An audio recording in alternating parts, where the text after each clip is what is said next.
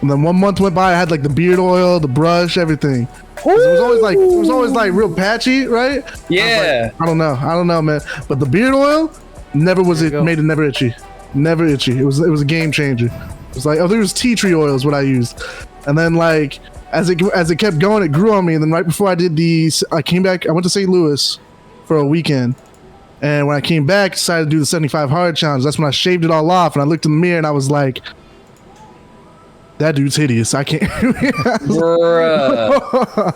We grew that shit right back. Damn. Once you go black, can't go back.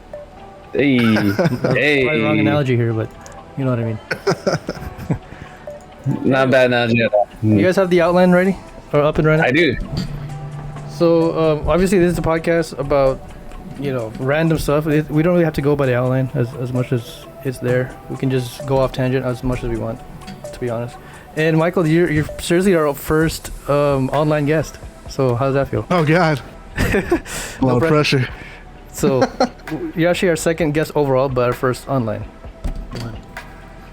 So I guess for the viewers out there, give it a quick introduction, if you don't mind. I mean, there's not much to say. Not much to say. Go by Michael or this handsome man. Online, I'm known as Swift. Play a lot of competitive gaming. Hello. Started off in COD, now I'm playing a lot more Valorant. Whoa. Oh shit. Okay. Join the Valorant train. I love it. I started hating the way COD was going, and I made the shift to PC gaming, and played a little bit Counter-Strike. Saw like early gameplay when they announced Valorant, and I was like, you know what? I want to go hard in that game. And so then Valorant came out, and I fell in love. Lucky man. I never got into Valorant. I was always doing like the fighting game stuff. Oh yeah. That. Yeah. Well, what are some things that you didn't like about Call of Duty though? Where it was going? COD right now is one, after I made the shift to PC, controller is just way worse. I was not a fan of having to go back to controller, and Comp COD right now is on controller, but it's on a PC. Terrible. But then there's just like it really felt like the developers were just making a game to make money as opposed to a game to be good. There's no anti-cheat. There's a lot of exploits being used right now. The map level design is really lazy. And what I mean by that is like, if you look at DLC for just this past game, it's all throwback maps from Black Ops 2. Oh, jeez. Oh, really? Wow. That is lazy. And people are still buying and spawn systems have been whacked for years. Like, it's just not and the community alone is terrible. The egos are huge. They still it's not about being better anymore. Yeah, it's real bad. Like, we thought it was toxic back in our day. It's like, oh really? Wow. Everybody thinks they're the best AM. That's why I quit back in the day. I want to say it because I was a bad player. I was actually pretty decent, but again, like you said, the toxicity of the community is just like. I think for COD specifically, I wasn't. I don't know if I was never like crazy good, but I was a lot better than the average gamer, and I didn't realize that until I started playing people like locally. Right. So like I was usually at like towards the bottom of my play group with people that I played with online. Really? Right. But they were all very, very good players. And so then when the situation finally came where I played like some local people that like thought they were really good, I didn't realize like there's levels to it. Like when you play competitive, you are significantly better than the average gamer. And I think the best I was able to do is there was a retired pro who held like a tournament for his subscribers on Twitch. And it was a $5,000 tournament. Ooh. And I managed to make it up to third place for that tournament. Ooh. And it was crazy good payout. We made it. We went on an undefeated run all the way up through winners bracket, and then lost our next two series. It was rough. Now you say who was the team that you compiled? How many were you? How many of them were you? Double elimination. I don't know the exact number. I have to go find the bracket and stuff. But it wasn't that tournament. The style was a little different. So like he knew everybody that was entered, and built the teams to balance them out accordingly. Oh, okay. So like chemistry wise, there wasn't a lot of chemistry. Like you didn't know your teammates very well, other than that they they could play. But you guys just clicked then because you got third place. Yeah, we had a really good run. Really good run. But now I'm back on Valorant. Wow. How's that going for you compared to COD? I mean, it's more definitely more Counter-Strike based.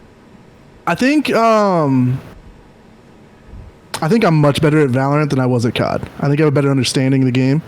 I've been able to interact with like recruiting and stuff. Like, so when the beta came out, I was able to find teammates pretty quickly and easily.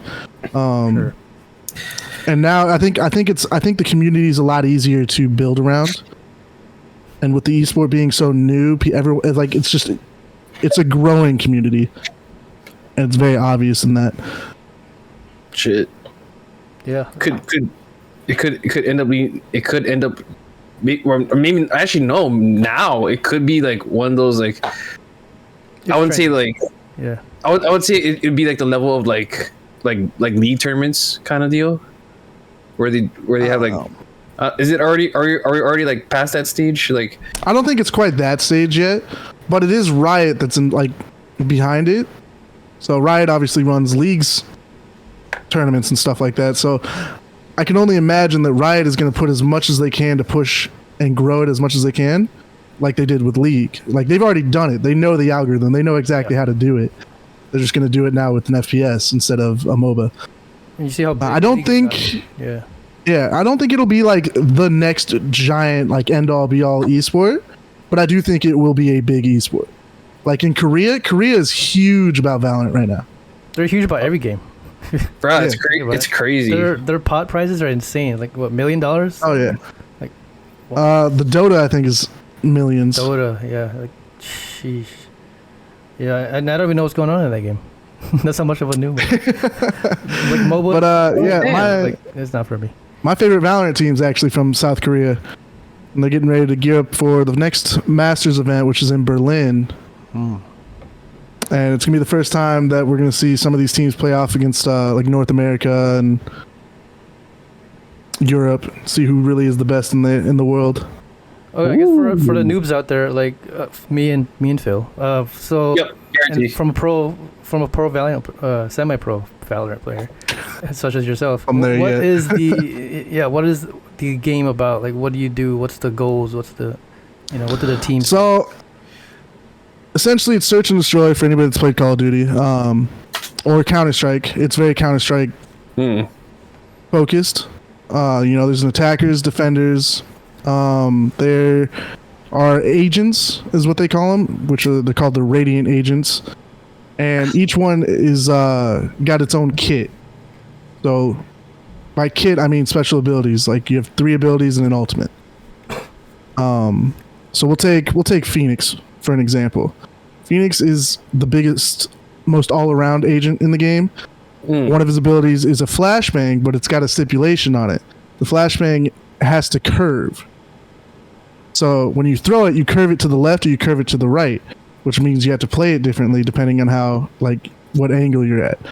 He then also has a Molotov, which is a little fireball when you toss it. That sounds like Wanted. What the fuck? Yeah, it's pretty trippy. But then he's got a fireball that damages your teammates, damages your enemies, but it heals him. So you can use it like a Molotov to like zone out areas, or if you got damaged up mid-round, you drop it at your feet, heal real quick. He also has a flame wall, which then you can use that you can curve with your mouse. You can control the direction it goes and cut off different lines of sight that also heals himself.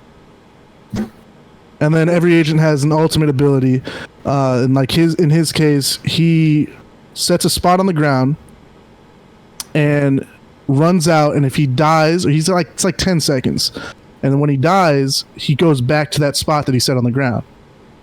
Or when the 10 seconds is up, he goes back to that spot. Kind of like a tactical insertion.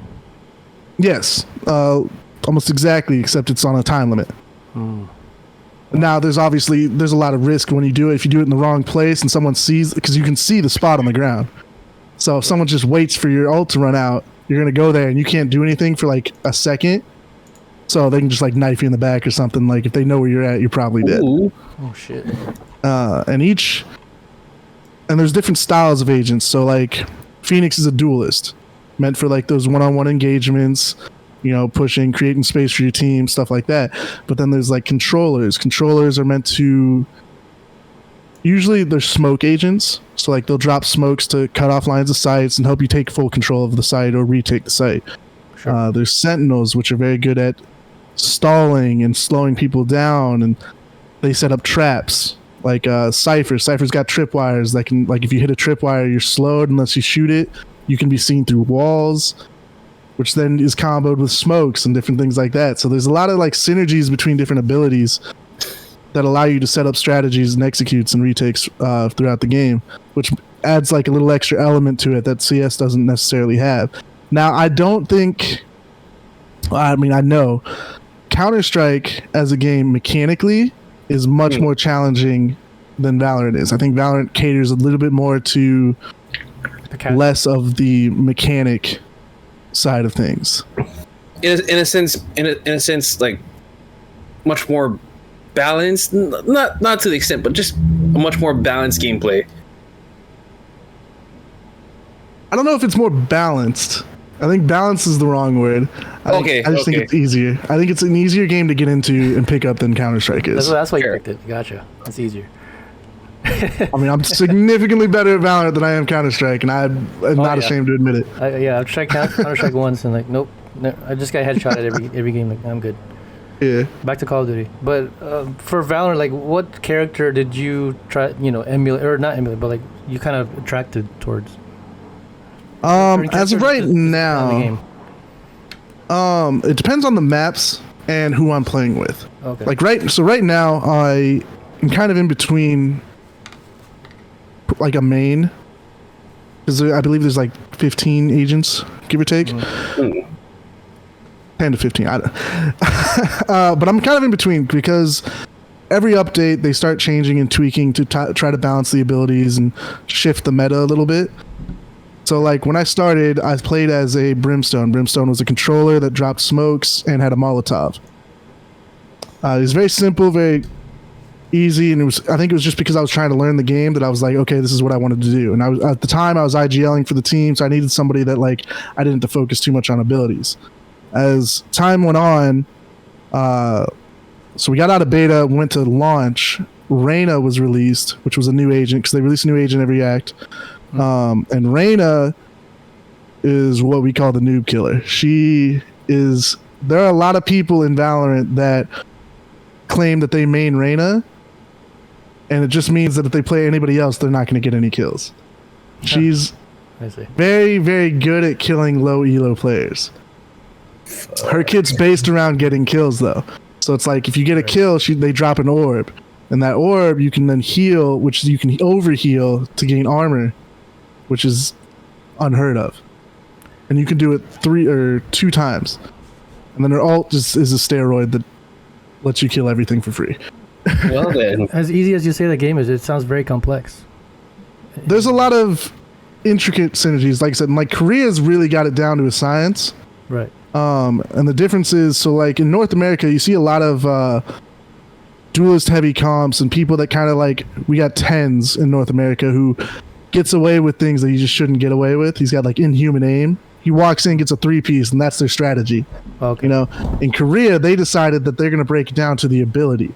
So like they'll sync up certain flashes and stuns, like 3, 2, 1. All right, do this now. They have a lot of strategies and stuff built around that. And it's a lot deeper than what you would think. Like there's Breach and Jet. I think Korea was the first one to do this.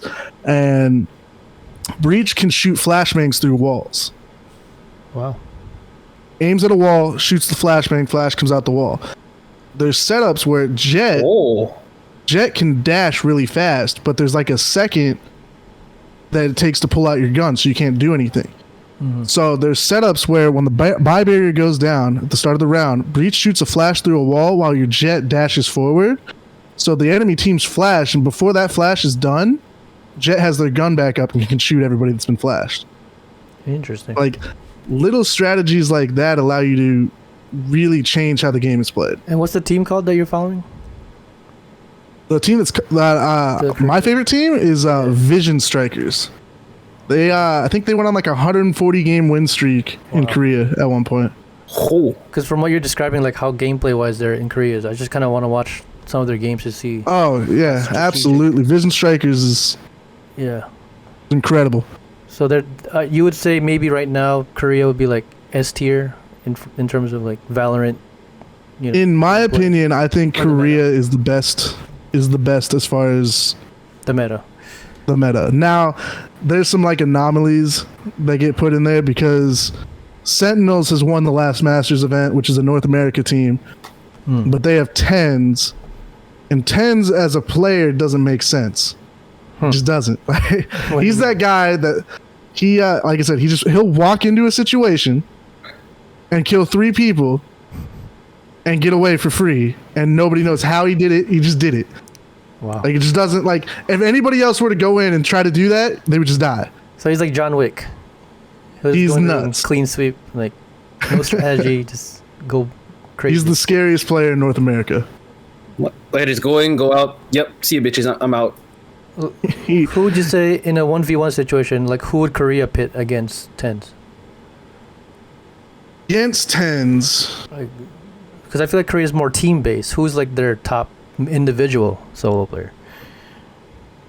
Oh, we're talking about the top 1% person here. Sure. Dang. Who would you put against? Yeah, the best versus the best.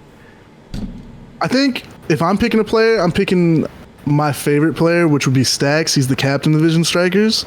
And it's not so much because I think everyone can aim at that level. I think you just need to find someone that's going to be able to outthink him. But in my opinion, this is nothing against, like, I obviously don't know tens or anybody like that, but like, it just really feels like he's kind of like the all aim, no brain type strategy. Like he just runs in and out aims everybody he can. Wow. And I feel like someone like Stax is gonna like hit him with a flash or bait him in one angle. Like he's gonna find a way around where it's not just an aim. He's gonna take a more advantageous gunfight. Interesting. Wow, that'd be fun to watch. Like a 1v1 but best out of 100. See who would like. Yeah, That'd be which crazy. we'll probably get to see. Well, honestly, the next, I think it's in September, in a couple weeks, is Berlin Masters, and I have no doubt in my mind that it'll probably be Vision Strikers and Sentinels in the finals. You're calling it? They're the 2 best teams right now. Like, That's a safe. there's a lot of good teams in Korea, which I don't know who the second team is that's going from Korea, but I don't think that they have enough to kind of beat out Sentinels, and I think Sentinels is still the best in North America, and I don't think Europe has anybody that can compete right now, to be honest. Ooh. Now you say you're still like a casual player. When did you start playing?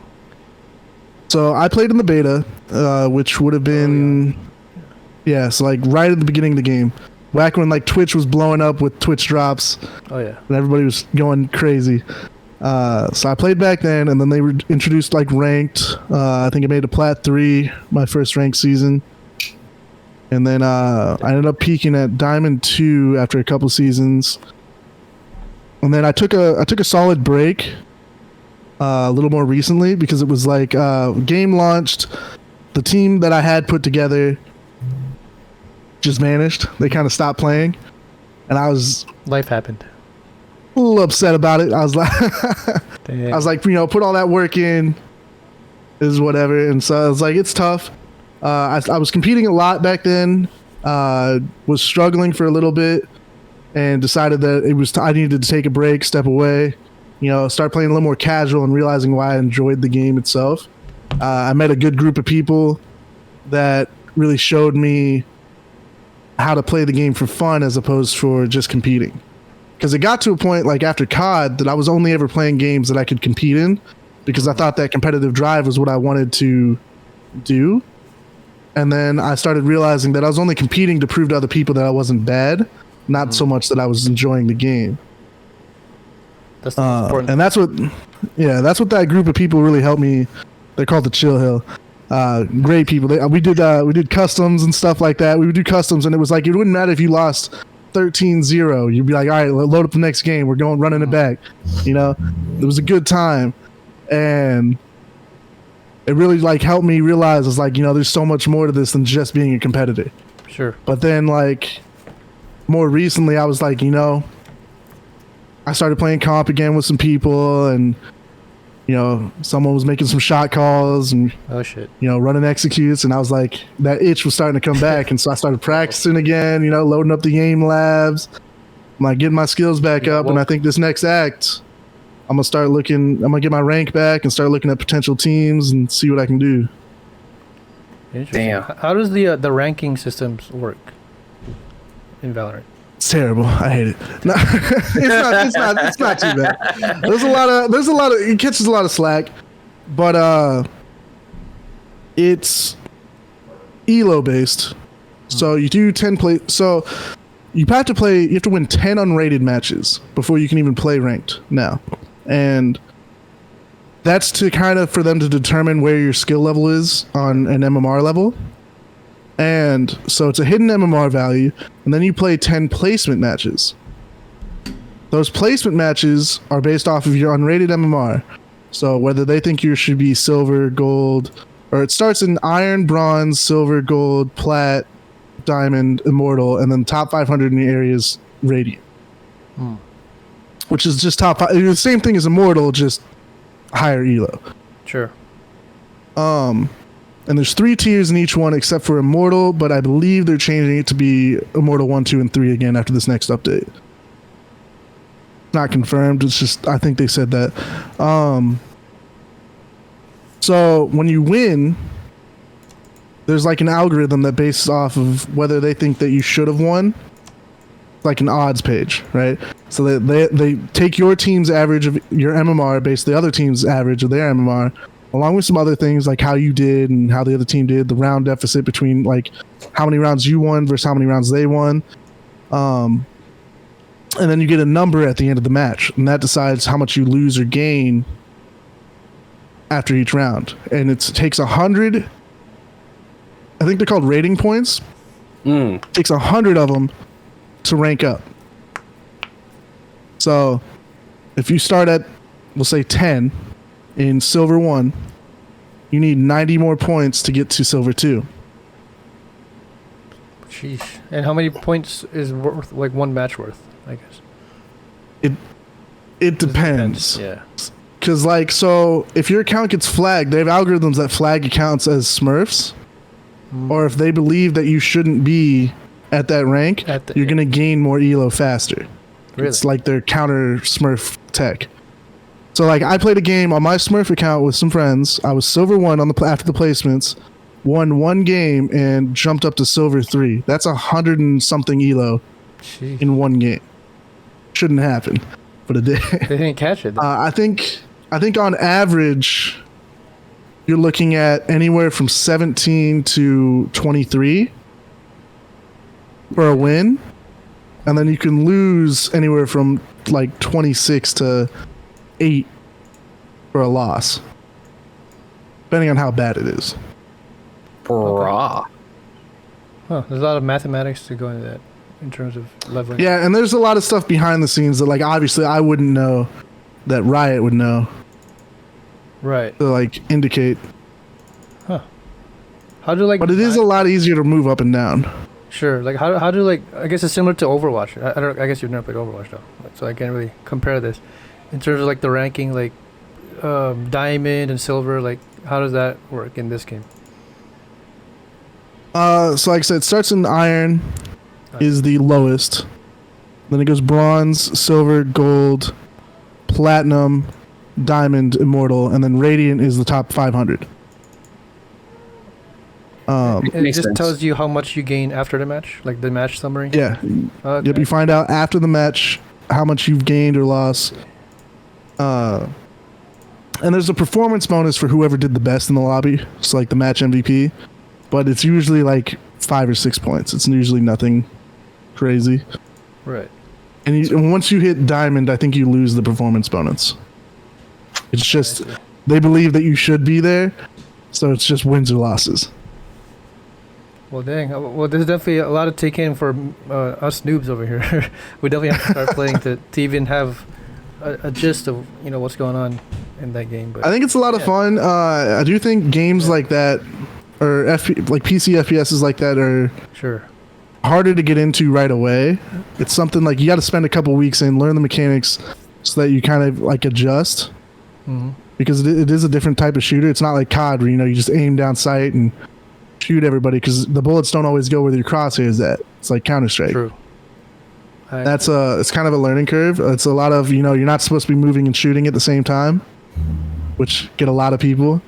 Damn. Yeah, people just want to. So it makes it. Yeah, it makes it harder for some people to get into it, but I think it's a lot easier for people to kind of get into this one than like say Counter-Strike or whatever. Okay. That's wow. really cool. So you mentioned your Twitch earlier. What other games do you play on there? I know you said you took a break too. Yeah. So I took a break. I recently played a scary game called Summer of '58, and I was terrified. I don't do scary games. I don't do scary movies. I don't do being scared. Bro. Right. Bro. I remember those from the Iowa days. Yes, you did not like scary movies. It's not for me. But, I had people that wanted to see me play a scary game. And I was like, all right, you know what? I'll play a scary game. But I did that. I played Phasmophobia because I lost a bet. Oh, shit. A bet? How do you I lost a bet in Valorant. I was playing with some friends, and the bet was one of those bets that, like, I can't turn down because my ego would have been hurt. Yeah. But it was one of those, like, if we lose a game, I had to play Phasmophobia. But if we had won the game, I didn't have to pay for it. Someone else would have to pay for it. If we lost, I had to buy Phasmophobia, and we played right then and there. Oh shit! I was like, oh god. So We went to overtime, and I still lost, and I was very, very upset. I think I dropped like 40 kills. I popped off just to lose. Dang! At least you went out in a big glory. Yep. So we started playing. I played with a good group of people, and I actually enjoyed Phasmophobia a lot more than I thought I would. It's fun. I'm not gonna lie. I'm not gonna lie. Your dude here introduced me to Phasmophobia, and I was a little bitch when I was playing this game. We still have those little bitch moments. I have on the stream, I have sound alerts that you can either use channel points or bits for to activate, and they play through my headphones. So the way I have it set up, I have like a loud bang or like jump scare noises. So we'll be playing Phasmophobia, and in the middle of nowhere, I'll just get this loud bang in my ears, and I'll lose it. It's just unexpected. I'll be like in a corner or something, hiding from the ghost. Next thing I know, bang! I'm like, what? I made a whole TikTok for it because it scared the crap out of me. Oh man, that's hilarious.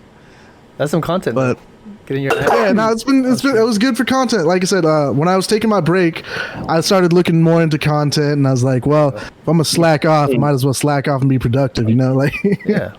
I started having more fun with the things that I did. Yeah, that's awesome. How's your Twitch channel going now? Honestly, it's been growing incredibly fast. I got my first Twitch payout, which I didn't think was even like Wow. a thing when I ever first started Twitch. Oh, yeah, because you never expect that. Yeah, I was. It's been good. Got it set up. The quality's been good. People are coming through, having conversations. It's been good.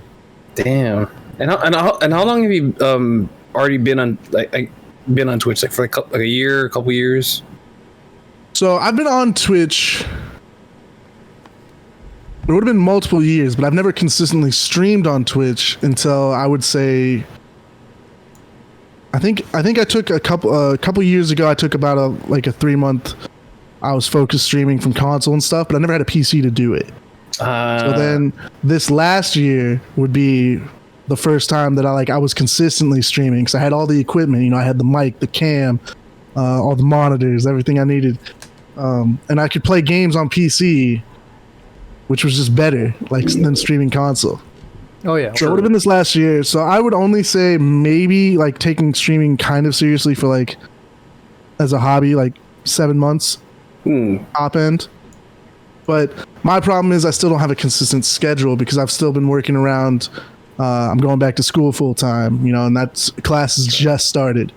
That's right. Damn. I had summer vacation, so I was able to like stream a lot more. And now I can't stream as much because I got to make sure I get that schoolwork done. Oh yeah. And then it's like finding what you want to stream versus. I don't like playing games by myself. I get very bored. Like the scary game, didn't feel like I was playing by myself because I had a bunch of people trying to scare me all the time. So it was whatever. But like hopping on Valorant and playing by myself, I get very bored very quickly. Bruh. It's always better with a community. Yeah, and people. Yeah. But you mentioned school. If you don't mind me asking, like, what are you taking right now? Or I'm getting my business management degree in my associates. Wow. man, good for you. What are you planning to do with that degree? As of right now, not a clue. Not a single clue. Twitch partner, Wait. like supreme Twitch partner, like Affiliate? like supreme Twitch affiliate, like that's what you use. Degree will get you that, but Hey, Yeah. it could work. It could work. The way I saw it was, so I had worked at the factory out here for 5 years, and when COVID hit, they put us all on furlough. Furlough's like, you're going to come back in however many weeks, sure. but you're on unemployment for now. So they had me on furlough for 13 weeks. After 13 weeks is up, I get a phone call. The phone call goes, hey, look, your job isn't available. Like, we can't give you your job back. But we can put you in another factory, which was significantly worse. Ooh. Like, air quality, like heat. Yeah. On a worse machine for the same amount of pay. They wanted me to work 10 hours a day, no overtime. Like, they just wanted all this stuff. And it was like... No overtime, jeez. At the time, I was like, well, I'm out of unemployment. I went in, signed the offer letter. I was like, all right, I'll take it. I walked in, and I remember being there, walking through, and them giving me a tour of the place and just being like, I can't spend another 5 years of my life in this place. Like, working in a factory took years off my life, and I know it did. Oh, man.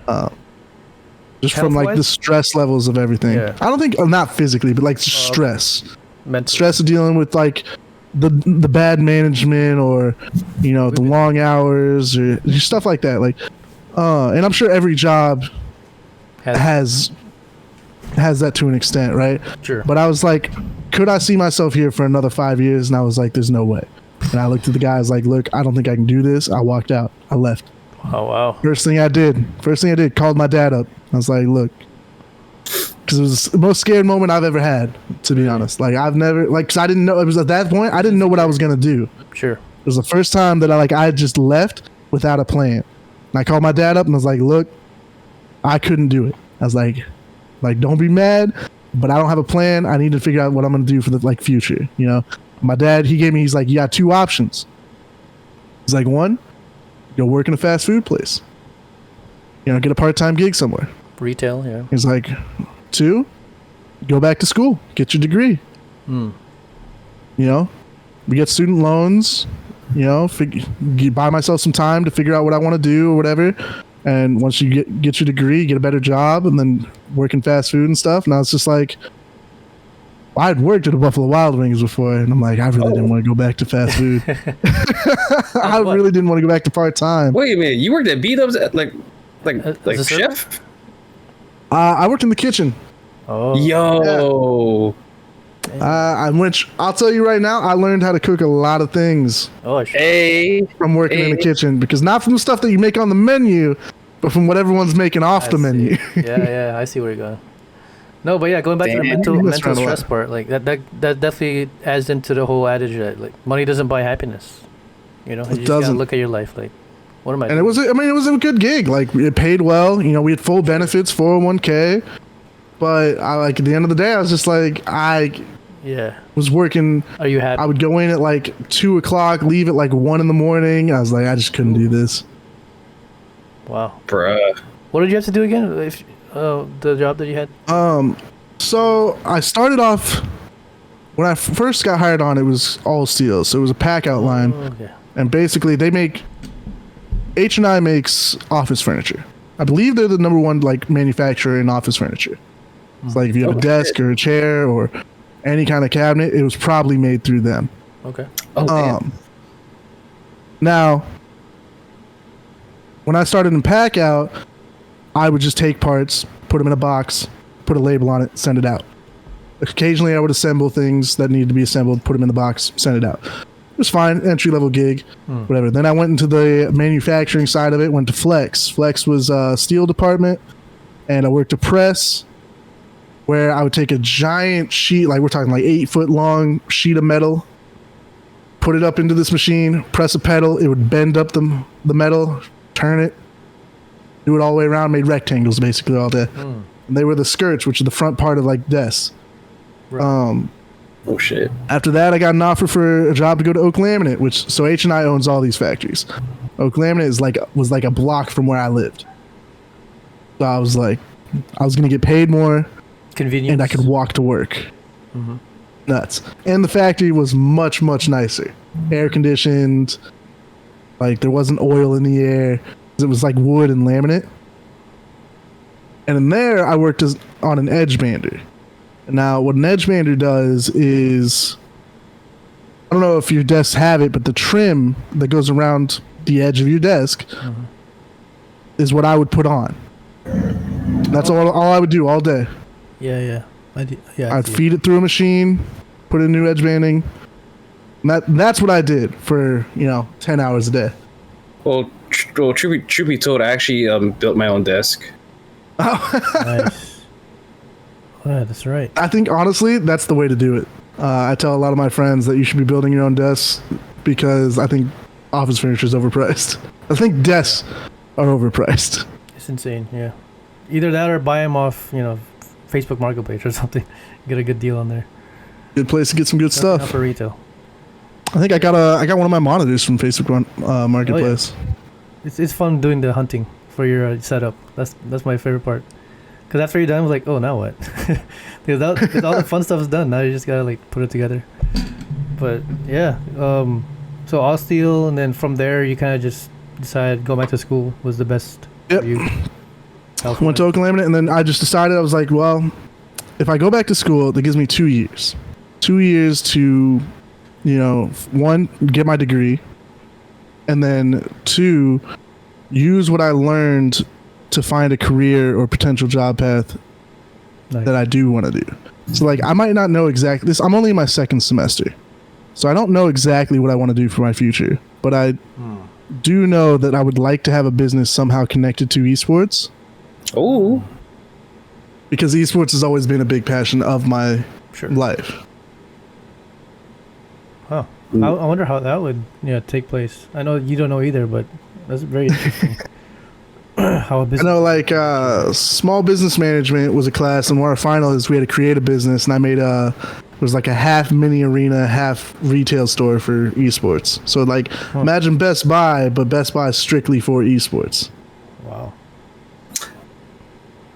I think we have something similar. I think there's like something similar to it here in Hawaii. Like I know we had this one place. Actually, it's right by Air's new house. I can't remember the name, but they closed down. It was a place right over by Baskin Robbins. It was a place for. No, fuck, I can't think of the name right now. What was it catered towards? Just like gaming stuff. It was catered. Actually, it was like PC gamers. Oh, okay. Like in that variety. Where they fix parts or like and stuff. Fix parts, and then they actually let people like come inside and actually like play games like you'll spend like cafe. Like a cafe, like yeah. Yeah. Huh. And that's actually where I got my inspiration, was actually because in South Korea they have internet cafes, and that's like, it's like a much bigger thing in Asia than it is over here. And I was like, I don't know why it couldn't be like a more modernized version for us. Why couldn't I design one for esports? So that was what I did for that. And it came out okay. I didn't know how to do startup costs, so. Hey, we gotta start somewhere. But yeah, business is definitely something to. I was actually trying to get. Yeah.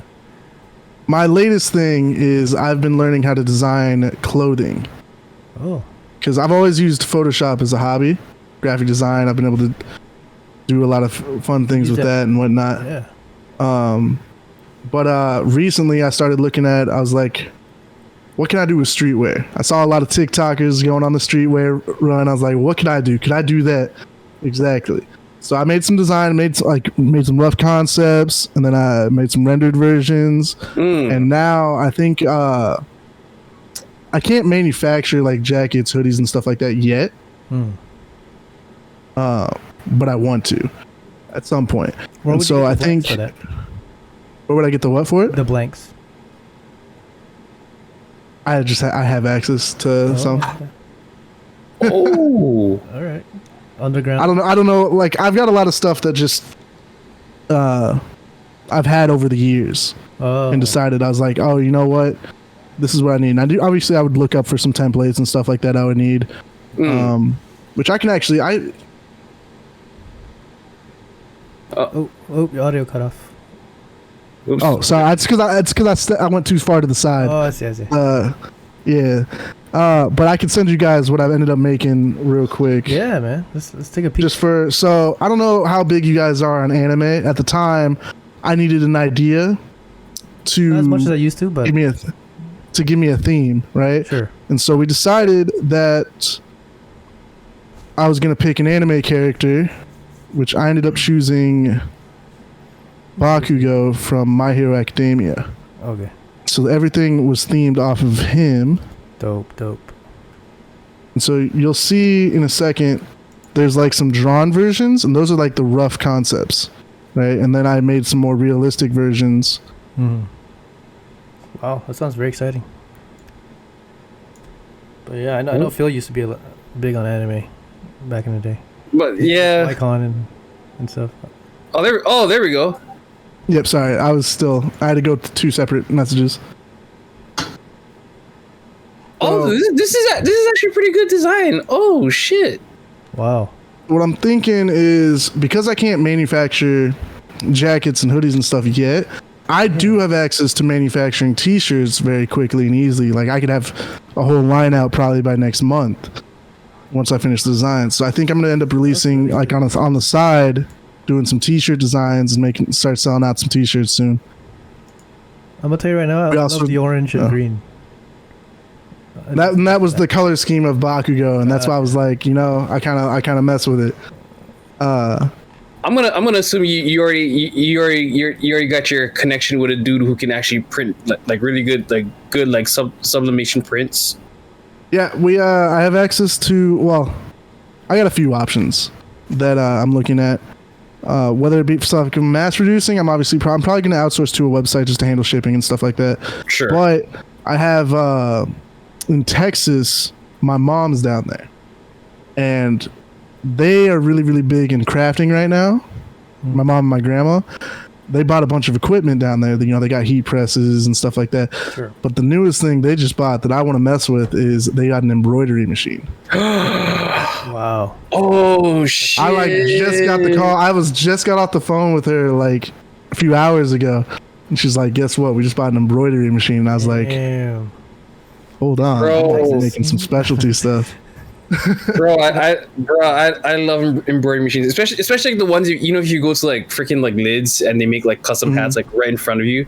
That shit is so. I get amazed when they put it through the machine. They're like, yo, that's actually pretty dope. And it's so cool because I'm like, I can just make a design, send it down there, have whatever come back made, and it was just like I'm really interested in messing around with it. I might have to make a trip to Texas soon. Yeah, that's what I'm saying. Man. I don't know if you'll have to move there, but you definitely have to check out that machine. But I'm excited for it. Yeah. Yeah, I'm excited for you, man. You're giving me ideas now on what I want to do, because I don't know what I'm doing right now. To be completely honest with you, I'm trying to get into podcast game. I don't know how far that's gonna get. We've actually been podcasting for a lot longer than how podcasts blew up obviously last year because of COVID.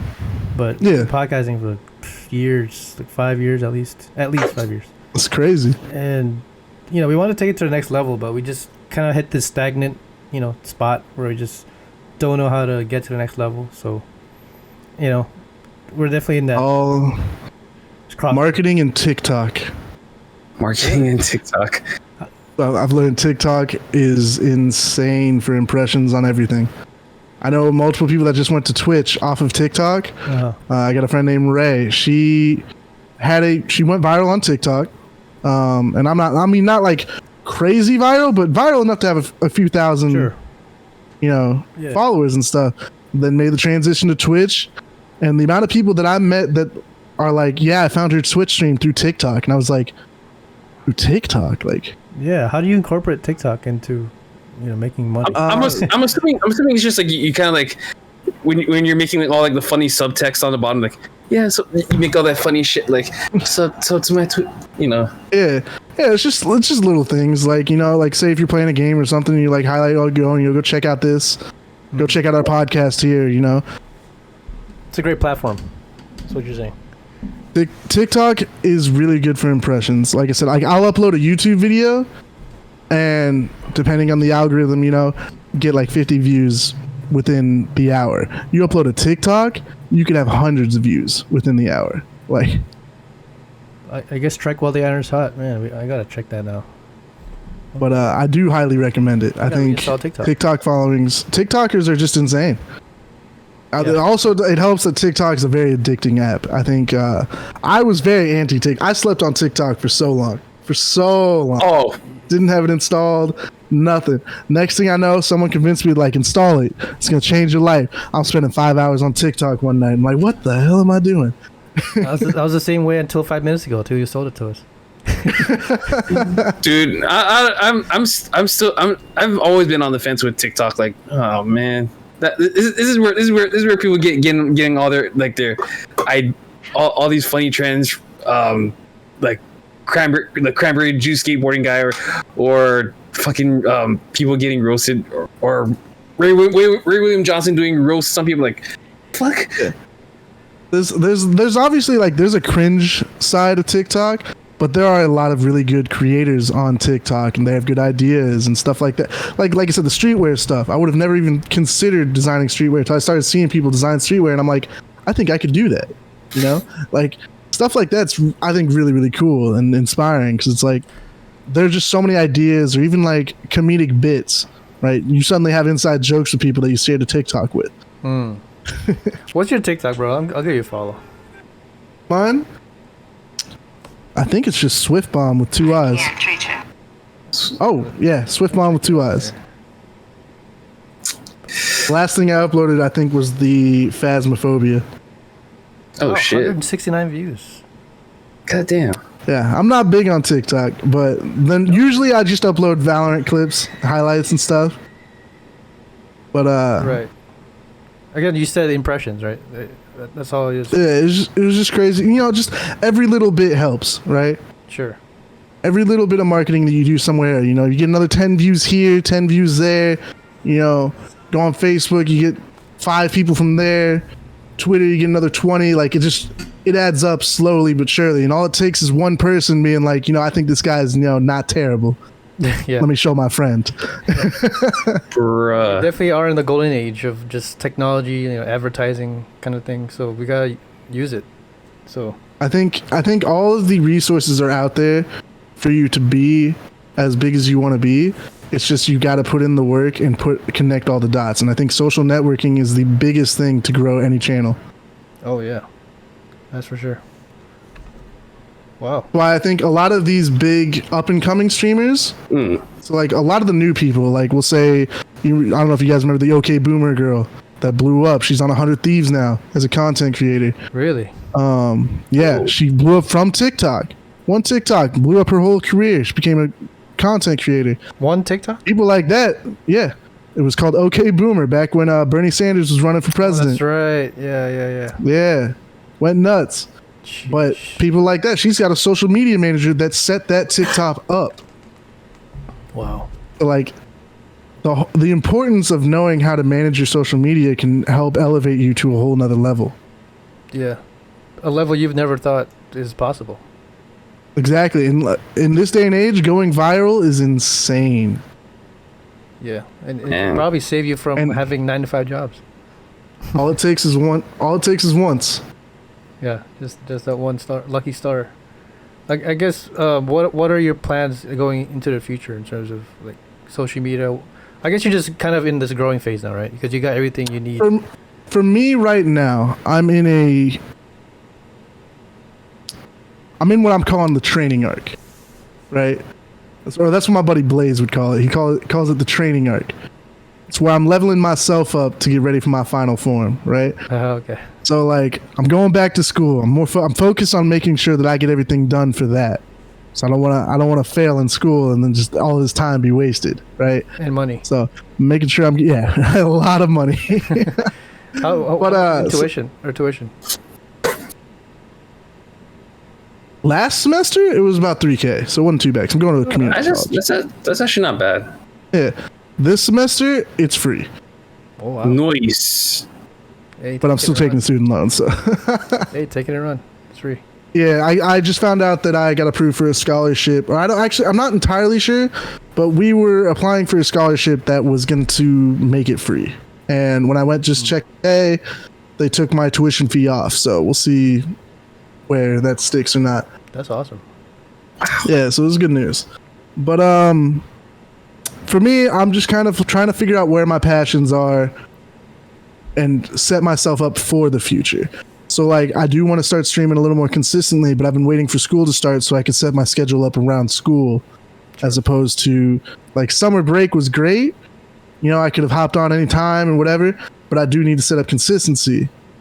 And I need to set up time for school, and I need to set up, you know, slots for when I believe that I'm going to have people to play with during those times and stuff like that. I need to be able to sleep. I want to get a morning workout in, you know, okay. Stuff like that. Like I need to have a set schedule, and that's my end goal right now, is to give myself a good schedule to fit everything that I want in. Okay. Where are you living now right now? Are you living on your own? Yep, I have my own apartment. Still in the same old town we grew up in. Are you serious? Yeah. Wow. Good old fashioned How Muscatine. far from your old house? The house that you used to live in? Well, okay, so that depends. So the house that you knew me at would be probably my grandma's on Leroy, right? Yes. So that was my grandma's house. She doesn't live there anymore. Oh, okay. But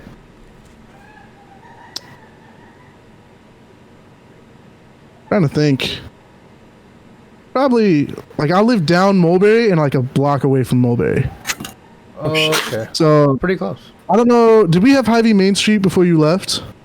I think we had Hy-Vee, yeah.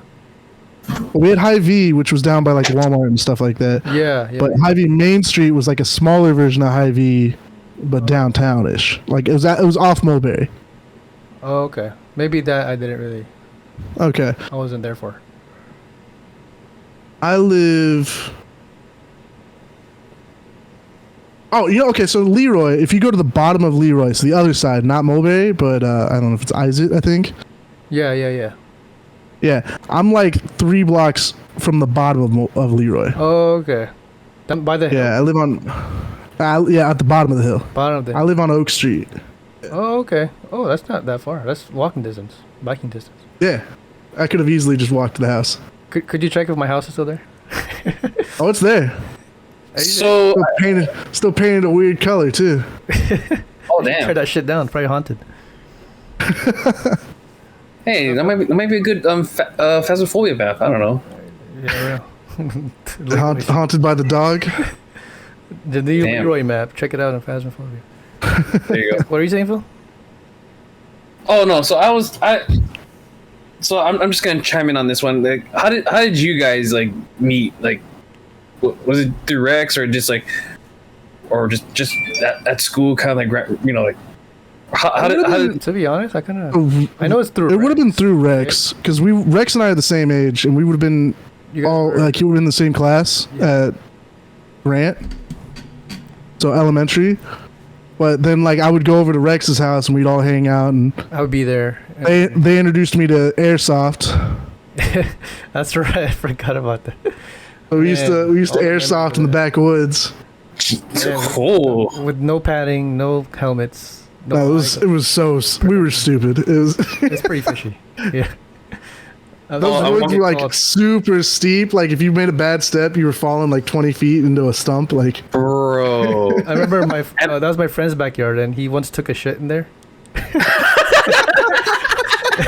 And Rex was like, "What's that smell, dude?" I was like, "Oh shit." Yeah, definitely a budget. We were on a budget back then. Oh shit! When I think airsoft, I think and you guys had no protection. I'm thinking you guys had like welts on your guys' back from like all the. We would wear hoodies, even if it was hot out, so we could have the hood and stuff. So you would get shot in the side of the face. Oh, damn! And we didn't care. Again, this is the perfect definition of young, dumb, and broke. We're literally just young, dumb, and broke. I remember. I don't know if you remember this, Michael. If we had an initiation phase. Do you remember this? Whoa! Initiation phase. You know, remember Austin?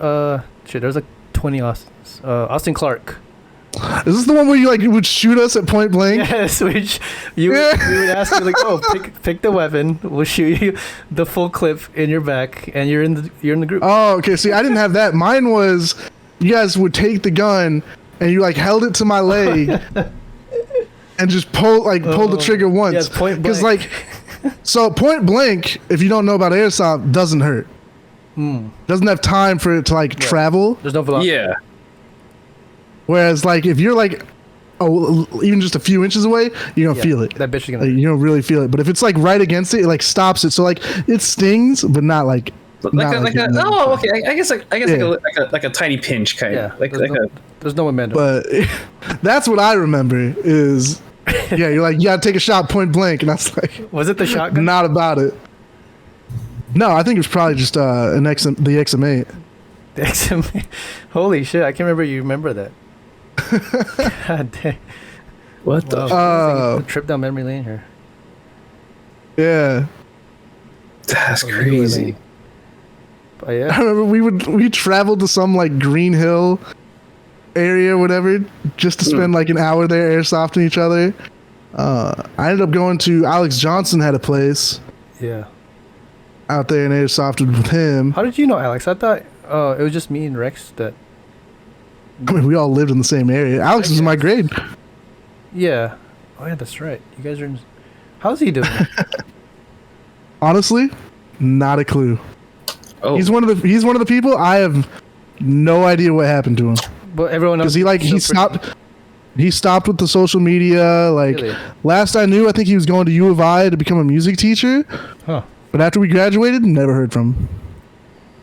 Yeah, it's crazy because before me and Rex moved to Hawaii, we always had like in the back burner like plans of like traveling, across the states. Yeah. I mean, obviously, it never panned out, but hey, it's never too late, man. It's true. It's very true, actually. Although it makes it a lot harder now that Rex is married. So it's true. He's gotta ask the missus first. That's crazy. I sent him a message. I was like, I can't believe he's married. Right? But I saw it coming. I mean, like they were together for how long? Oh, yeah. Like, 2013. Yeah. Yeah. It's like since he was out there, I remember. I was like, but man, we definitely have to need some catch up time. We used to do slam dunk competitions in the backyard. We used to lower the rim to like 8 foot. we would just stack stuff in front of the hoop. Chairs. To see who could jump over the farthest. There was like a toy tractor that you could ride that we flip up. We had bikes in front of it. What about milk crates? Well, I'll take notes. Like, milk crates weren't that important. But they probably would have been safer than what we were using. I'll tell you what. I remember I think we all fell at least once, right? And just. Oh, absolutely. Yeah. I didn't clear that tractor one time because there was like 3 bikes after it. Oh, that's right. Oh man, don't try this at home, kids. Stay on TikTok. Don't do this at home. Oh man. But yeah, I definitely gotta hit up Rex these days. And we just. I remember. Was it you guys? That we moved the basketball hoop back there. Like we had to like go and hold it in the back of a truck, or something. Truck. Oh, dude, I went with somebody, and we were literally standing in the back of a truck trying to hold this basketball hoop together. I have very vague memories of that. I was like, I don't know if it was us taking it somewhere or if it was the one that you ended up installing in the backyard. Oh shit! You were there? Yeah. Oh, I do remember. Yeah, holding the very illegally probably. It was oh shit. We probably ended up on People of Muscatine at some point. Like, Man, I wish TikTok was on back then. Can you imagine all the hits? Local idiots with the basketball hoop. The back of the Storm ended up breaking the backboard, and you guys you made a wooden backboard or something with Kobe colors on it. Kobe colors? I don't remember this. Maybe it wasn't you. Maybe it was the guys after you that moved in. Oh. But the hoop ended up having purple and yellow. Yeah, we did it for the backboard. Although that would be something my dad would do, but because he's a huge Lakers fan. But Yeah. who are the guys that moved in after us? I don't know who they were. Is it like a whole family, like one dude or a married couple? I think it was a whole family. Yeah. But I mean, I never really saw them. I just knew that I was like, every time we drove by, I'm like, yep, that's Rex Nair's house. That's because I heard mixed stories about our house because one of my old friends said it got demolished. Or I mean, I'm pretty sure it's still there. It probably got renovated. I think Yeah. they put a fresh coat of paint and stuff. Like the yard looked good. Okay. I think they redid the driveway. Oh yeah, that driveway had some needed some redoing. Shit. But I mean, I'm not up Leroy all that often, so I don't pay too much. That was years ago. Yeah. I mean, Damn. Man. it's not like they're making egg rolls anymore, you know. Oh my god. You and Gideon would just eat like whole plates. Oh, of dude, egg we would rolls. devour those things. My mom was like, "Where's my egg Damn. roll?" That's that good. But man, Show up for Rex's birthday, and they'd just be a big bowl of egg rolls. And they were incredible. Wow. I remember one of you guys kept farting. There's a lot of egg rolls. That's true. That's a good recipe. Oh my goodness. How's Nick Daly doing? You still talk to him? Nick Daly, that's a Is he story. married? I feel haven't. like he's married by now. That dude's a hopeless romantic. Hopeless. Oh, okay. I don't want to point fingers. I don't know. Actually, no. I don't know his story, but I don't want to point fingers here, but Phil here has had some interesting romanticisms. I wouldn't go that far. I would not. Nick, I'm sure. I think Nick's been doing well. Okay. But go on. No, honestly, my stories aren't as exaggerated as it sounds, but at one point it's just pretty much at the end of the day, fuck, it is what it is, you know. Kissing the booty. Yeah, that's it. That's all it fucking was. To sum it up, Or the fact, You know? or the fact, know- the fact that I was trying to get in your pants. Nah, King, I wasn't complete, douche level like that. No.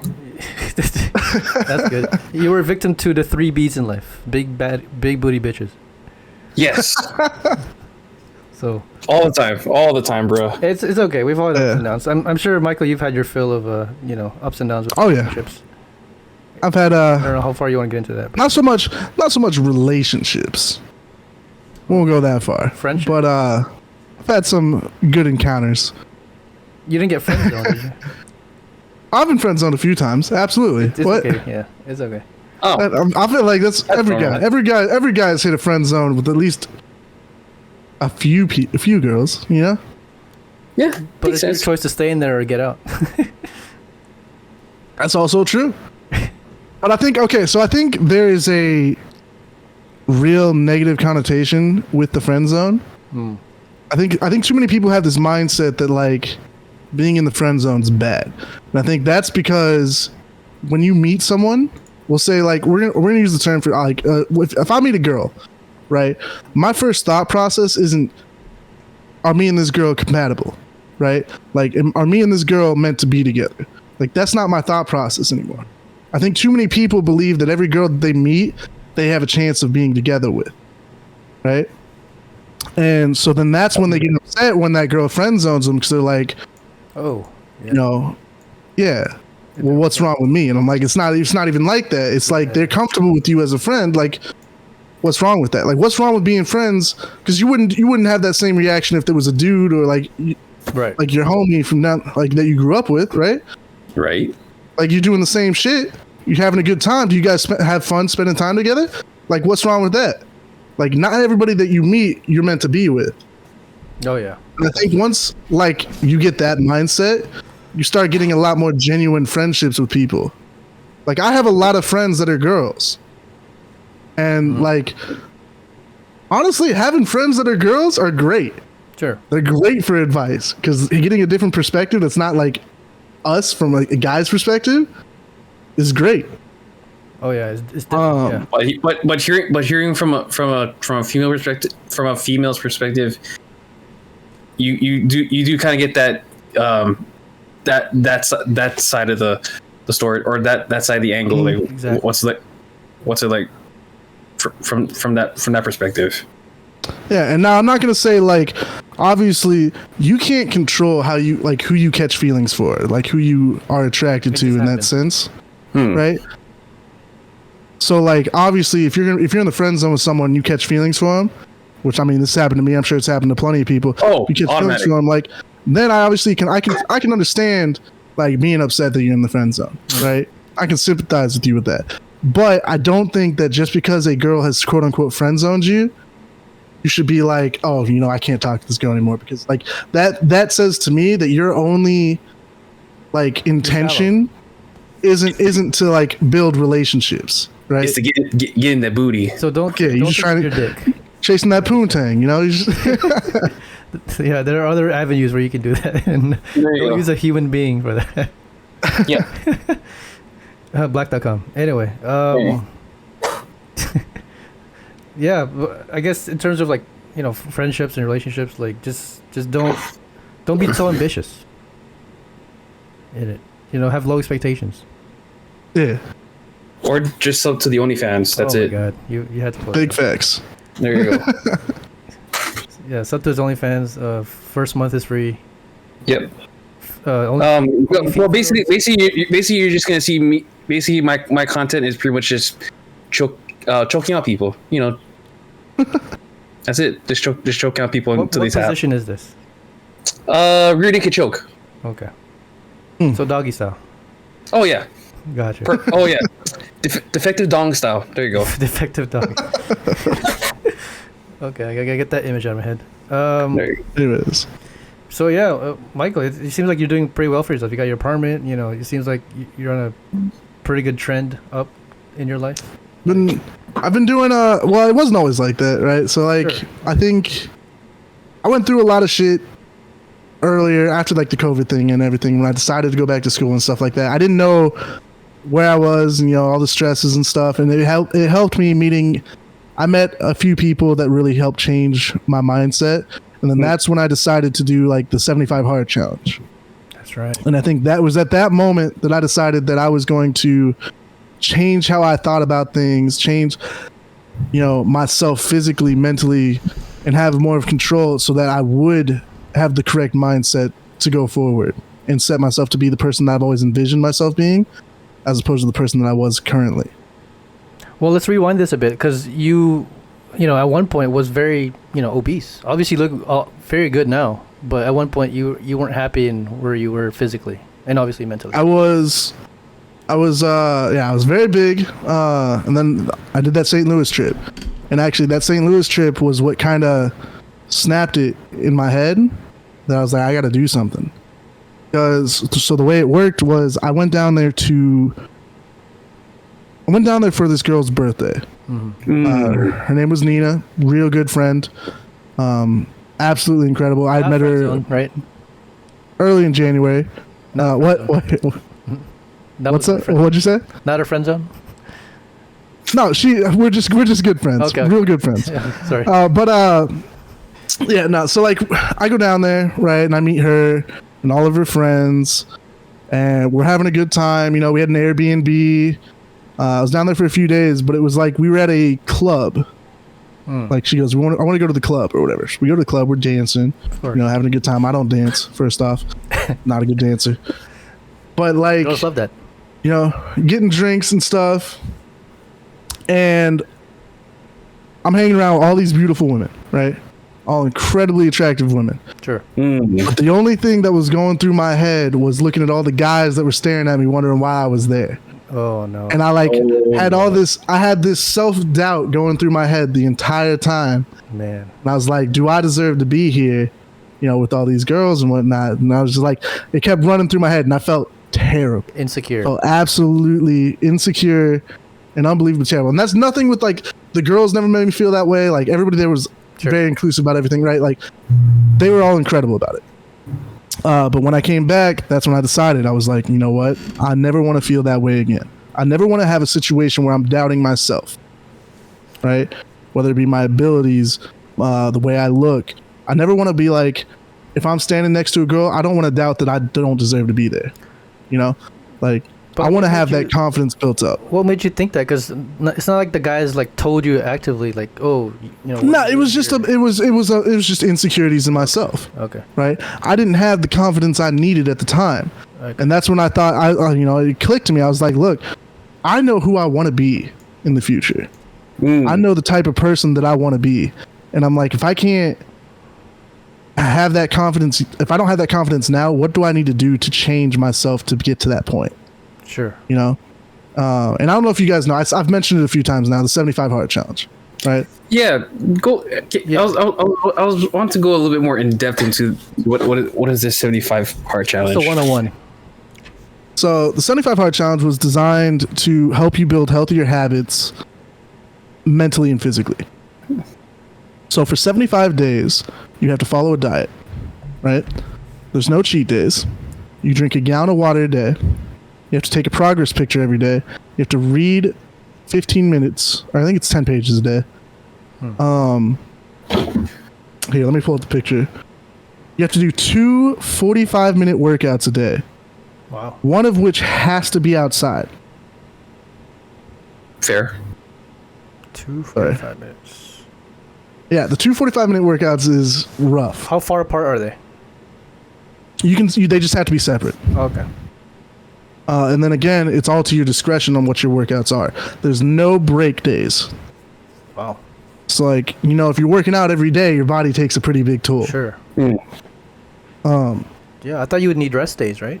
Wasn't that part of the process? But again, it's on you to decide, okay, well, if my body can't handle a heavy workout today, maybe it's a light workout day. Maybe I hit the bike, you know, for 45 minutes. Okay, here we go. Oh, that's not it.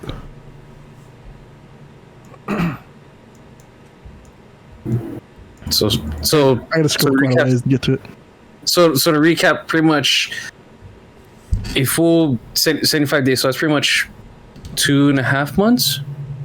Yeah, Way more. it's roughly 2.5 months. Oh, and there's no alcohol or cheat meals. Oh, that's hard. Lock your cabinets. And if you mess up even once, Lock that you have to tequila. start completely over. Ooh. And you did. And first what a try, lot of right? people end up failing on, I did manage to do it first try. Damn. And I think it's just because I tell people that you need to have a genuine reason to do it, because there's a lot of people that fail it. A lot of people fail it. And I think if you have a genuine like drive and reason to do it, you're going to succeed. It's not something that you can just do to be like, oh, I want to be healthier. You know, oh, I'm trying to lose weight. You know, because there's a lot of steps that you're going to easily just blank on. Like the taking a picture every day, there's a lot of people that fail on like day 40 because they just woke up and forgot to take a picture. Oh, snap. You know? Bro, that's And you gotta amazing. start That's actually amazing. Anyone can get to day 40, let alone get to day 1. Through day one. But I ended up losing. So the first couple of weeks was really, really rough. I felt like I had no energy. You know, barely wanted to move, couldn't get up. Because your body's not. And that's before my diet like got a little more specialized, is what I'll say. So like I was eating better, but I wasn't counting calories yet at that time. So I was still eating a lot of calories to like support my weight and everything.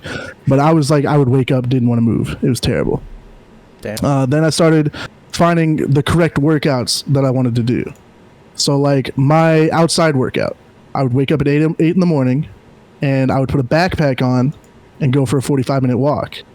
And in the backpack, I would add weight and rucksack, essentially. Right. So that, because I was like, I didn't want to walk too far and then not make it back or something like that.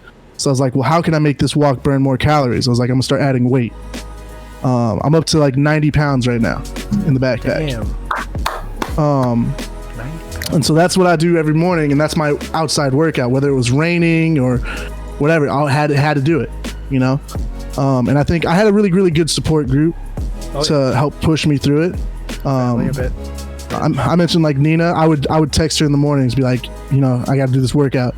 Like, you got this, you know. My brother is a paramedic. Wow. My DJ, and he was who I'd go to anytime that I had certain, like, if I felt like there was a health issue or something, like maybe I was pushing myself too far, you know, he kept me in check, you know, gave me the rundown. He's like, okay, well, you're having symptoms of this, you're doing this, you know, make sure you're doing this. I had a bodybuilder friend that I met in St. Louis. He set me up with my workouts, my diet plan. He's the one who got me on carb cycling. And so I would check in with him, you know, whenever I could. And it was really helpful having them to reach out to. So that every day, that like the days that I woke up and felt like I couldn't do it, they were there too. I had someone to be like, you got to get your ass up and go do it. Oh, yeah. You know. After the 75 days was done, I had lost a total of a little over 60 pounds. Damn. Which was insane to think about. And you're still going. Yep, I'm still going. Now, I'm not doing the entire challenge. I do eat a little more than what I was back then. My diet's a lot better, though. I just don't feel as bad when I go out to eat, like, with the family or something. Because I think that was the hardest thing, is, like, if you're on this diet, and I was trying to be real strict with my diet, and the family's like, let's go to Olive Garden. Oh! Tell me I got to turn down Olive Garden? Like, there's a problem there. What? Something's wrong with that picture. You know, if all the friends hit you up, like, let's go to the bar or something, like, I can't go. Sorry, bro. I'm not trying to drink. Like, you end up, like, really closing off your social life and stuff like that. And then it's like, I'd be gaming. I loved gaming, right? Mm-hmm. But then I'd have alarms set up, like, I got to go do this workout. Like, because I have to stop gaming, go do the workout. By the time I'm done with that workout, I got to go do something else. Like, right. You obviously have to balance the two things, because, you know, gaming is a huge part of your life, but at the same time, you want to be healthy. So, you know, you have to set yourself limits, I guess. So the goal is to get to a healthy point where I don't feel like I'm trying to lose weight. I'm trying to just maintain at that point. Like, I would like to get to the point where I'm just doing, you know, one healthy workout a day, rest day on like Sunday or something. I don't feel bad when I go out to do a cheat meal or something just because I'm going out to eat, which I'm getting there. It's progress, but I actually really once I started doing the like morning walks, I really enjoy them. I feel very, very good after I do it. Cause like, you know, I get home, take the bag off, shower, I run to the store because the store is like a block away from me. I get my food for the day. You feel like an adult. Yeah. And see, like, and so that was the other thing is a lot of people were like, well, how do you know, do your diet? And for me, the way I balanced it was I got my store daily, or I went to the store daily to get my food so that I wouldn't run the risk of ever overeating because I bought a bunch of food, you know? Right. So I knew that I had to go to the store, which gave me another reason to like leave the apartment, go out and get some sun. Especially during like quarantine times. Yeah.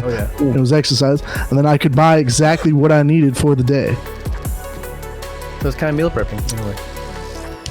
And mental prep. Reverse meal prepping, but yeah. Yeah. Reverse meal prepping. Okay. I guess this kind of goes into another subject that I'm going to bring up.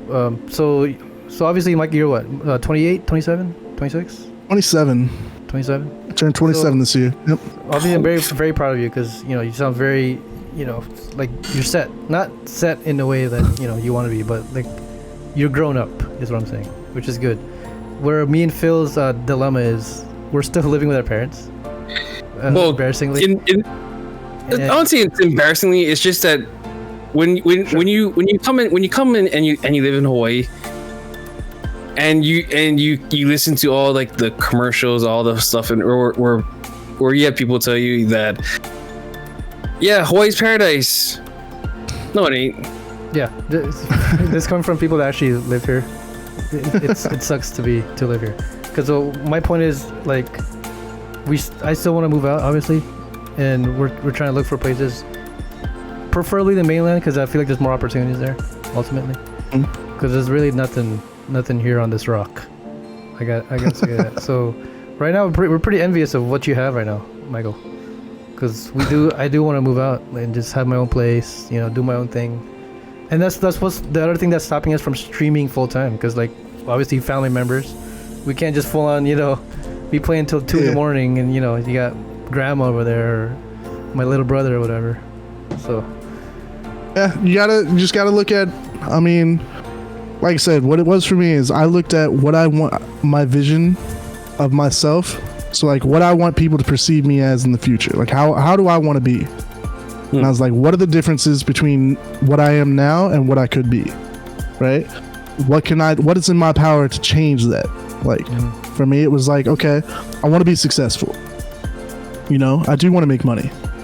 I want to be in a comfortable lifestyle. Sure. I want to be confident in everything that I do. And I want to do something that I believe in. And I want people to enjoy their time around me. So I'm like, okay, so what are the differences? What can I do to reach those goals? Get my degree, get my degree. I can then work to become successful, that gets me to the money, the results, gaining confidence. That's something I got to do on my own. I got to focus on, I got to be more social with people. I started reaching out to people that I would never reach out to before, but just because, I was never the guy to reach out to someone new and start a conversation. Yeah. Right. I wouldn't say I was necessarily an introvert. I think I could see how people would perceive me as an introvert. I was more of somebody, I needed a middleman, right? You give me that person that introduces me to somebody, then I'll go and talk your ear off, But in real life, practically, it doesn't work that way. Yeah. And so, but what I've learned is I was like, if I start being more social, I've learned that the confidence comes with it, And then like the other thing is I was like, obviously physical appearance. I didn't like the way that I looked. I have to do something to change it, right? That's not going to just change on its own. Sure. Obviously as weight starts dropping and the way I start changing, like the beard started coming in, Yeah. I started changing the clothes that I would buy to fit the image that I wanted, that confidence starts growing a little bit, by the end of 75 Hard, I was like a different person. You seem like it. And I still think I'm growing. Like there's still so much more that I can do to become the person that I want to be. Like I said, that's why I said this is the training arc, To become the ultimate. Got to level up to get there. Right. And sometimes it doesn't matter, like it's never too late to start making those changes. And that's what I think I learned from a lot of people lately is that like it doesn't matter where you are currently in life, as long as you know where you want to be at the end and are going to do things to progress yourself to get to those ends. Beautifully said. Beautifully said. We're running on the hour 30 mark here, but you definitely have to guest again on the show, Michael. This is awesome. Thanks for coming on, dude. I appreciate you guys having me, and like I said, it's always been great having you reach out and catching up, because it's been a long time since we've been able to hang out. Like it's been 2010, right? I guess the last time we talked. Well, I mean, we messaged a little bit off and on, but it wasn't like. Oh, that's right. We used to Skype like maybe like 2012 or something. But it was like. Yeah, like I think back when I worked at the hotel. Yeah. Like we like would hang out on Skype or something. But nice. we definitely would need more times like this on the show. Just, let us know you're in the Discord channel now, so just hit us up. If you want to. For sure. So we do this. And I mean, I'm always up. So. Yeah. Thanks for staying up at 2:30 or whatever time it is there. Is it really? Is that the time right there? Almost 3. Oh, holy shit! Yeah, you better get to bed because you got work and stuff. But actually, tomorrow's like my free day, so I'll be doing t-shirt designs and stuff. Nice. But we definitely don't want to get everything worked out. Yeah. You're 75 Hard. It's got a strict schedule, but. But yeah, thanks for joining. You gotta come on the show again. This is awesome.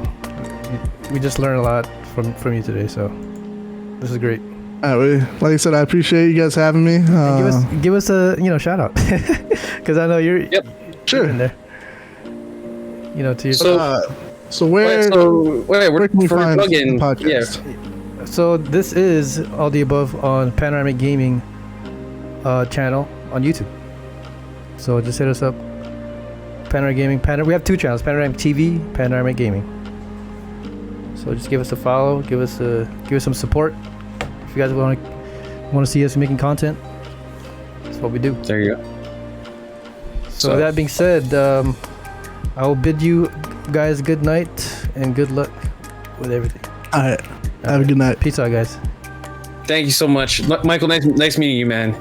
Nice meeting you too. All right. All right. See you guys.